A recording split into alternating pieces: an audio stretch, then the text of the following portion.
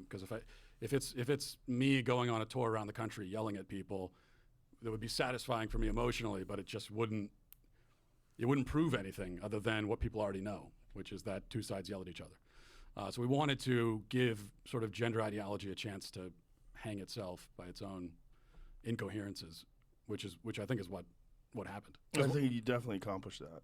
And that it's so funny that question, what is a woman, is so difficult to answer. And then they'll say, well, someone who identifies as a woman. And you say, well, what does that mean, though? Right. And then they want to just stop talking. Like, what was the politician that actually had you leave his office when you? Yeah, we had a couple that stormed out, but only one made it on camera, and that was Mark Takano, congressman in California, and he's one of the advocates. There's a reason we chose all these people.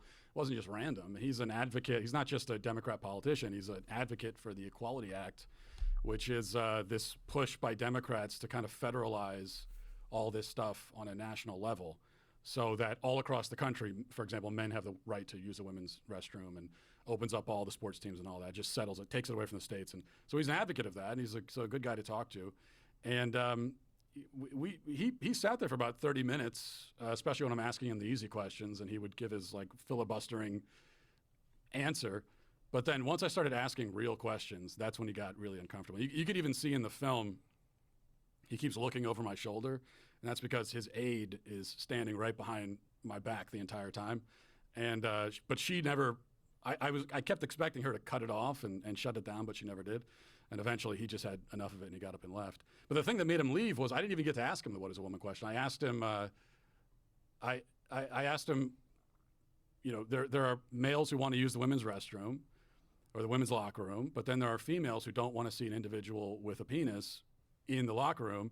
So you've got two competing claims here, two people who have feelings, the women who feel like they don't want to see this, it makes them feel bad to see it, and then the men who it makes them feel bad if they can't use the restroom. So who wins out? How do you balance that? I think it's a fair question. It's a very good question. And that's when he just got up and said, the interview's over, and walked out. Well, in those scenarios this is where women, particularly like feminists who have always been like hardcore lefties, they're finding themselves in this ideological quagmire.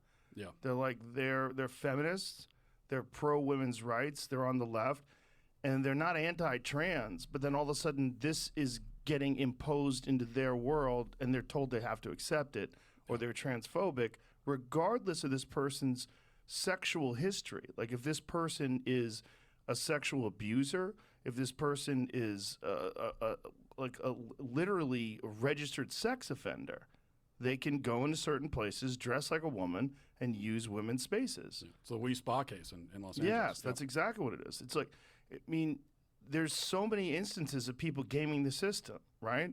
There's the prisoner who went to jail and immediately decided they were trans and impregnated 2 prisoners while they're in there. Yeah, that's happening all over the country, by the way. Yes. And these women have no.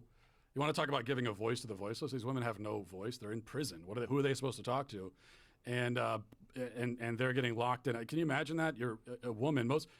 Many women who are in jail are in jail for nonviolent offenses, and now they're locked in a cage, 24 hours a day with men. Many of them are sex offenders. Well, that guy was a murderer.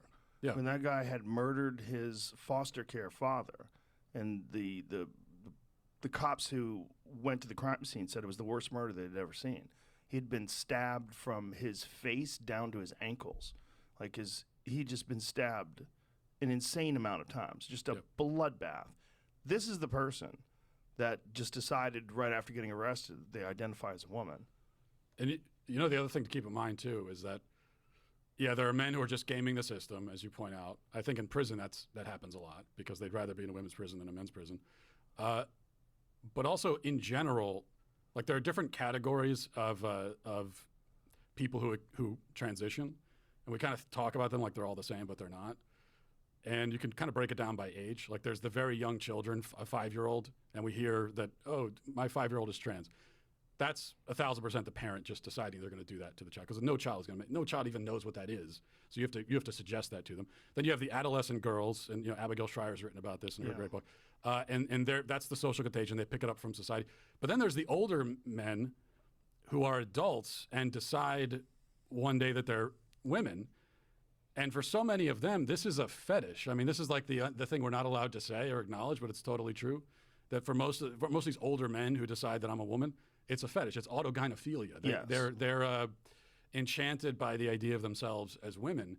And so now we have to participate in your fetish. Like you get off on the idea of being seen as a woman, and I have to be a participant in that. It's really degrading and to all of us, that we're all being forced into this. Well, it's always been a psychological condition. It's always been known as being like a psychiatric condition, like it's a mental health issue. Right. And now it's being accepted as a gender identity issue, where it was always just like a weird kink that people had. And now you're again, regardless of whether or not this person's a sex offender, registered sex offender, repeated sex offender, you have to accept this. Otherwise, you're a bigot. It's just this rigid adherence to ideology is so cult-like. It's so fucking Handmaid's Tale. It's so wild that people are just wholesale adopting this. And this is not to deny that there's people that are trans. I've met people that are trans.